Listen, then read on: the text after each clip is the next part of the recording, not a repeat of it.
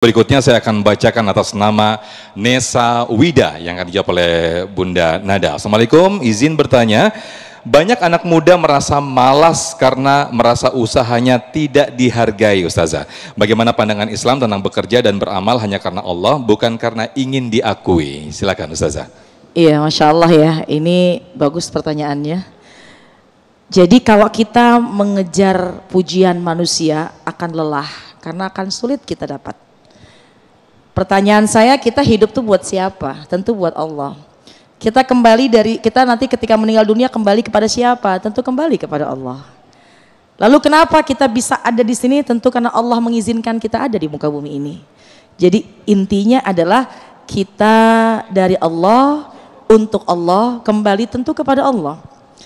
Wajar saja namanya manusia, kalau misalnya ingin melakukan sesuatu, ingin diapresiasi oleh orang, itu sangat wajar. Tapi jangan jadikan itu tolak ukur pertama. Kenapa? Karena banyak kecewanya. Jadi pertama, ketika kita sudah melakukan sebuah kegiatan, gagal lagi. Kita mencoba lagi. Karena berapa banyak orang yang sukses sekarang itu, dia sudah melewati berbagai macam kegagalan. Ya.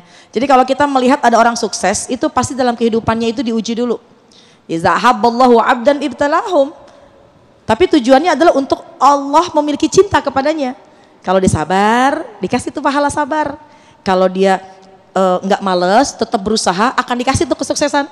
Manjada, siapa yang sungguh-sungguh akan sukses. Jadi kalau kita gagal dalam satu kali, ambil hikmahnya, ambil pelajarannya.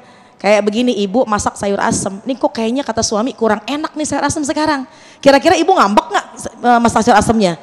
Oh kurang apa ya? Oh mungkin kurang asamnya, oh kurang garamnya. Nah itu kan menjadikan media kita untuk berevaluasi. Jadi ketika ada sebuah kegagalan, jadikan itu motivasi kuat kita. Jangan males, justru ambil baiknya, rubah menjadi lebih baik lagi. Bisa jadi di titik kedua, ketiga, keempat, disitulah tempat kesuksesan kita. Satu. Yang kedua, ketika kita berkarya, ketika kita melakukan sebuah kegiatan, aktivitas apapun, maka niatkanlah segala yang kita lakukan, tentunya kita minta keridhaan dari Allah Subhanahu wa Ta'ala. Nggak usah ngarepin pujian dari manusia. Kalau ngarep pujian dari manusia itu bonus. Kalau misalkan manusia muji kita, manusia mengapresiasi kita, itu bonus, alhamdulillah. Tapi jangan, hati-hati dipuji sama orang, dipuji sama manusia, itu takutnya nanti ada ujub dalam hati kita, hilang semua amal kita. Naudzubillah min dzalik. Ada sebuah pepatah, sembunyikanlah amalmu sebagaimana kau sembunyikan dosamu. Ibu kan nggak pengen dosanya dibuka. Nah, sembunyikanlah amal kita sebagaimana kita menyembunyikan dosa-dosa kita. Jadi kalau sekiranya kita sudah melakukan kebaikan, udah tutup rapat-rapat, katakan dalam hati, kita mengatakan pada hati kita, katakan pada diri kita, ya Allah, nggak apa-apa, nggak dinilai oleh orang lain, asalkan Engkau ridho kepadaku. Nggak apa-apa di luar mungkin banyak orang yang mencemooh, menjelekkan, merendahkan, asalkan jangan Engkau yang merendahkanku. Maka insya Allah kita punya satu kekuatan yang istimewa, hablum minallah, kita kuat. Karena yang kita lakukan semua ada keterikatannya dengan Allah.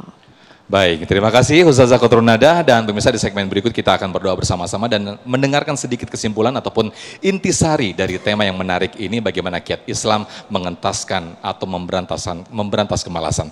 Tetaplah bersama kami dalam Damai Indonesiaku.